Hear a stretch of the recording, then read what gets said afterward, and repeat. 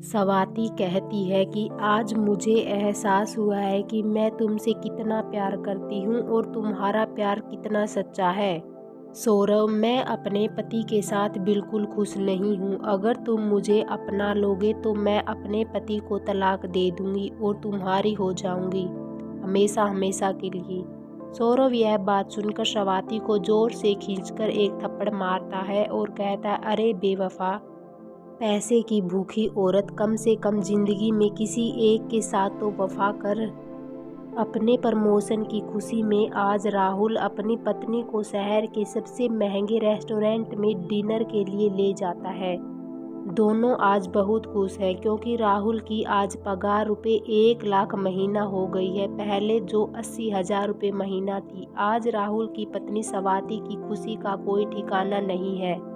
आखिर उसको खर्चे करने के लिए अब और पैसे मिलेंगे। आज वह कुछ ज़्यादा ही सज संवर कर डिनर के लिए आई है। आज उसको ऐसे लग रहा है जैसे उसका कोई पुराना सपना पूरा हो गया। आखिर उसके पति की पगार बढ़ी और उसका ओहदा भी बढ़ा, यही तो उसको चाहिए था। उसने हमेशा से अपने पैसे को ही महत्व दिया। उसको गरीब लोग कभी पसंद ही कहाँ आते हैं। उसको तो महंगी चीज़ें, महंगे रेस्टोरेंट और महंगे गिफ्ट ही पसंद आते हैं। शहर के इस रेस्टोरेंट में सभी लोग महंगे महंगे कपड़े, सूट बूट और महिलाएं महंगी महंगी साड़ी और वेस्टर्न कपड़े पहनकर आई थी। ऐसा लग रहा था इस रेस्टोरेंट में गरीबों के लिए कोई जगह नहीं है। स्वाति आज अपने आप को महारानी समझ रही थी। इतने में वह देखती है एक सिंपल से कपड़ों में लड़का उसकी टेबल के पास चला आ रहा था। उसको देखकर स्वाति चौंक जाती है और कहती है, अरे तुम यहाँ कहाँ से आ गए? क्या तुम यहाँ के वेटर हो? वह लड़का कुछ बोल पाता इससे पहले फिर बोलती है, तुम्हारी हैसियत तो इस रेस्टोरेंट में आने की नहीं। किसके साथ आए हो? तुम्हारा मालिक कहाँ है? या फिर तुम यहीं झाड़ू पोछा करते हो?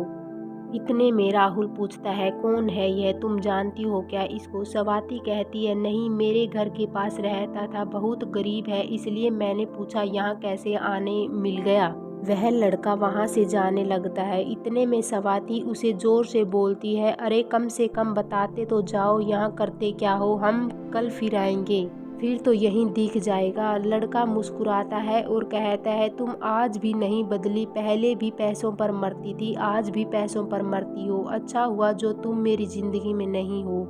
यह लड़का स्वाति का पहला प्रेमी था, सौरभ, जो उसे बहुत प्यार करता था, पर गरीब होने की वजह से स्वाति ने उसको छोड़ दिया और राहुल से शादी कर ली। स्वाति को यह बात चुभ जाती है और वह चिल्लाकर सौरभ से बोलती है, तुम क्या जानो पैसे की कीमत? तुमने तो कभी देखे ही नहीं। तुम तो हमेशा गरीबी में रहे हो और हमेशा गरीबी में रहोगे। जिसके पास पैसा नहीं होता उसके पास कुछ नहीं रहता। खैर छोड़ो, मैं तुम जैसे भिखारी से पैसों की बात क्यों करूं?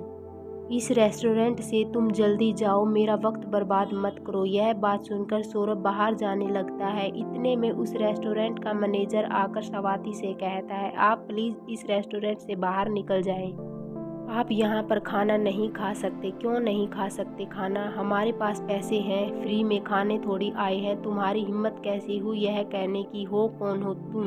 स्वाति चिल्लाकर मैनेजर से बोलती है। होटल मैनेजर स्वाति से बोलता है, प्लीज हम आपसे रिक्वेस्ट कर रहे हैं, आप यहाँ से चले जाएं। अब आप यहाँ खाना नहीं खा सकते। देखते ही देखते कुछ बाउंसर उस टेबल के पास आ जाते हैं। ऐसा लग रहा था अगर अब स्वाति फिर चिल्लाती है तो दोनों को यह बाउंसर बाहर फेंक देंगे। इतने में सौरभ मैनेजर से कहता है, अरे इस सब की कोई ज़रूरत नहीं है, इनको शांति से खाना खाने दो और उसके बाद इन दोनों से बिल मत लेना। और हाँ, यह ध्यान रहे अगली बार यह दोनों यहाँ ना आ पाएँ। स्वाति यह देखकर चौंक जाती है। वह मैनेजर सौरभ की बात इतनी आसानी से कैसे मान लेता है? वह आश्चर्यचकित होकर मैनेजर से कहती है, कौन है यह आदमी जिसकी बात तुमने इतनी आसानी से मान ली? मैम, आपको नहीं पता यह कौन है? आप जहां खाना खा रही हैं उस होटल के मालिक को नहीं जानती हैं? वह तो शुक्र है कि सर बहुत कम गुस्से वाले हैं, नहीं तो आज आप दोनों को बाहर करवा दिया होता। क्या सौरभ होटल का मालिक है? हाँ, इस होटल का मालिक। पर कैसे? यह तो बहुत गरीब था। सुना तो मैंने भी है कि सर पहले बहुत गरीब थे, पर उन्होंने अपनी मेहनत और लगन से 4 साल में 300 करोड़ की कंपनी खड़ी की है। उनका यह अकेला होटल नहीं है, उनके 10 होटल और इस शहर में हैं। पर सर है बहुत ही सिंपल, ना किसी बात की अकड़, ना किसी बात का घमंड। सुना है सर को किसी लड़की से बेइंतहा प्यार हुआ था और वह लड़की सर को सिर्फ इसलिए छोड़कर चली गई थी कि उसके पास पैसे नहीं थे। इसी वजह से दिन रात मेहनत करके सर ने यह कंपनी खड़ी की है। आज सर के पास सब कुछ है। यह बात सुनकर स्वाति मन ही मन सोचने लगी, जिस आदमी को मैंने पैसे के लिए छोड़ा, आज वह आदमी किसी राजा से कम नहीं है। आज उसके पास सब कुछ है और मैं 1 लाख रुपए की पगार में खुशी मना रही हूँ। सौरभ आज करोड़ों कमा रहा है। अगर मैं सौरभ के पास चली जाऊं तो क्या गलत है? वह मुझसे प्यार तो करता ही है। मेरा तो हर सपना पूरा हो जाएगा। हीरे के गहने पहनूंगी और बड़ी बड़ी कारों में घूमेंगे।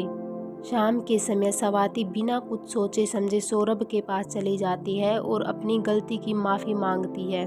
मुझसे बहुत बड़ी गलती हो गई, मैंने तुम्हारे प्यार को नहीं समझा। आज मुझे एहसास हुआ है कि मैं तुमसे कितना प्यार करती हूँ और तुम्हारा प्यार कितना सच्चा है। सौरभ, मैं अपने पति के साथ बिल्कुल खुश नहीं हूँ। अगर तुम मुझे अपना लोगे तो मैं अपने पति को तलाक दे दूँगी और तुम्हारी हो जाऊंगी हमेशा हमेशा के लिए। सौरभ यह बात सुनकर स्वाति को जोर से खींचकर एक थप्पड़ मारता है और कहता है, अरे बेवफा, पैसे की भूखी औरत, कम से कम जिंदगी में किसी एक के साथ तो वफा कर। कल तूने मुझे पैसों के लिए छोड़ा था और सिर्फ आज पैसों के लिए तुझे मुझ में प्यार दिख रहा है। जब मैं सिंपल कपड़े पहने तेरे सामने आया तो तूने फिर मेरा मजाक उड़ाया। अगर तुझे मुझसे प्यार था तो पहले ही अच्छे से बात करती ना। मुझे तो वेटर समझकर गाली दी तूने। स्वाति जोर जोर से रोने लगती है और कहती है, मुझे माफ़ कर दो, मुझे माफ़ कर दो। मैं तुम्हारे बिना जी नहीं सकती। प्लीज़ अपना लो मुझे, प्लीज़ अपना लो मुझे। सौरभ स्वाति से कहता है, याद है तुमको, मैं भी उस दिन तुम्हारे सामने ऐसे ही रो रहा था, अपने प्यार की दलीलें दे रहा था। मुझे इस बात का दुख कम है कि तुम मेरी नहीं हो पाई और इस बात का दुख ज़्यादा है कि तुम सिर्फ पैसों की भूखी हो। मैंने ऐसी बेवफा लड़की से प्यार किया जिसकी सोच इतनी गंदी है। भगवान का शुक्र है उस वक्त मेरे पास पैसे नहीं थे, नहीं तो तुम्हारा यह घिनौना रूप मैं कभी देख नहीं पाता। अब मेरे घर से निकल जाओ, नहीं तो मैं धक्के मारकर बाहर फेंकवा दूंगा और तुम्हारे पति को तुम्हारी सारी सच्चाई बता दूंगा। यह सुनकर स्वाति रो रो कर वहाँ से चली जाती है और दोबारा कभी मुड़ कर नहीं देखती। दोस्तों, आपको बेवफा की लव स्टोरी कैसी लगी? यह कहानी उस लड़की की है जो हमेशा अपनी ज़िंदगी में सिर्फ पैसों को ही महत्व देती है। कहानी अच्छी लगी तो कृपया लाइक और चैनल को सब्सक्राइब जरूर करें।